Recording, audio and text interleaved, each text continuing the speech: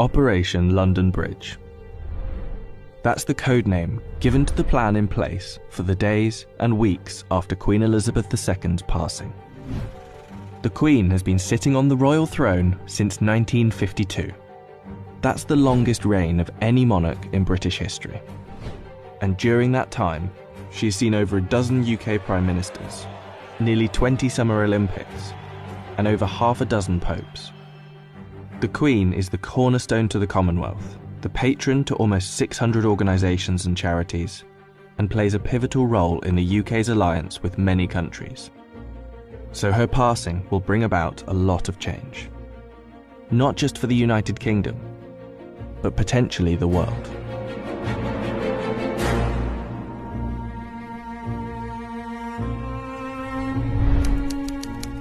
Her private secretary, the Right Honourable Edward Young, will immediately pass a message on to the acting Prime Minister at the time.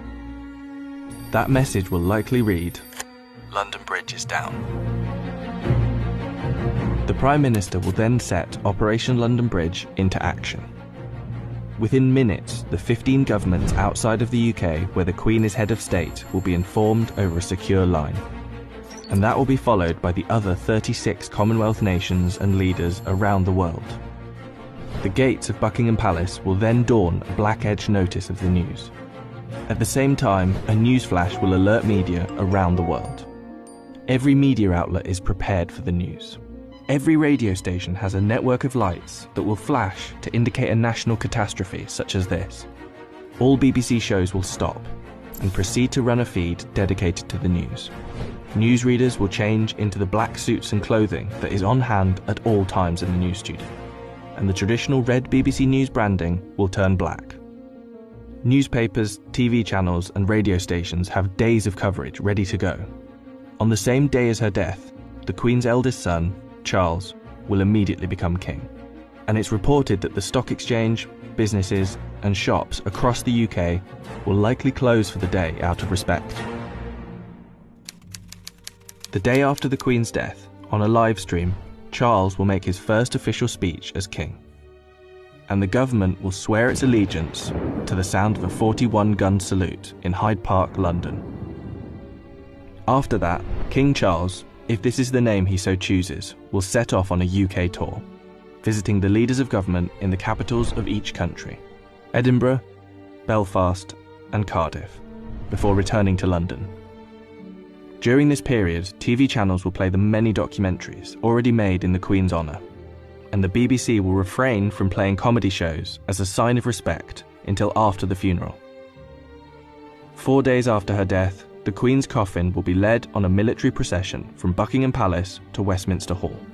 Here she will lie in state over the next 4 days, and after which King Charles, family and dignitaries will pay their respects.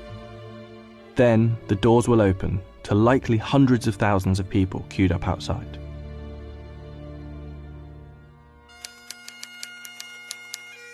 The funeral is estimated to take place 10 to 12 days after the Queen's passing. But one thing is certain, the day of the funeral will be an official bank holiday for the whole of the United Kingdom. The stock exchange will close for a second time in under 2 weeks, and many businesses will follow suit. At 11 AM sharp, the bells of Big Ben will chime, the country will fall silent, and the coffin will be brought inside Westminster Abbey, where 2,000 specially invited guests will bow their heads in prayer.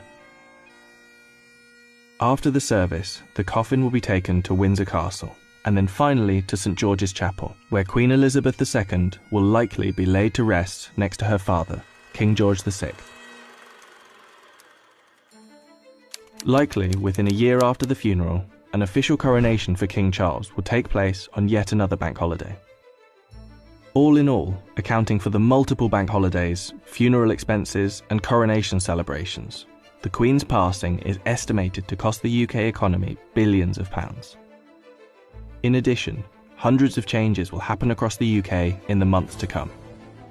New British currency will be printed with the King's portrait, and the Queen's currency will slowly be removed from use. The same will happen for stamps, passports, and police and military uniforms, and the national anthem will be changed to God Save the King. Not to mention how the world and Commonwealth will react to the new king could alter the British royal family forever. For example, there is growing support in Australia for the country to become a republic, and the Queen's death could heighten that support.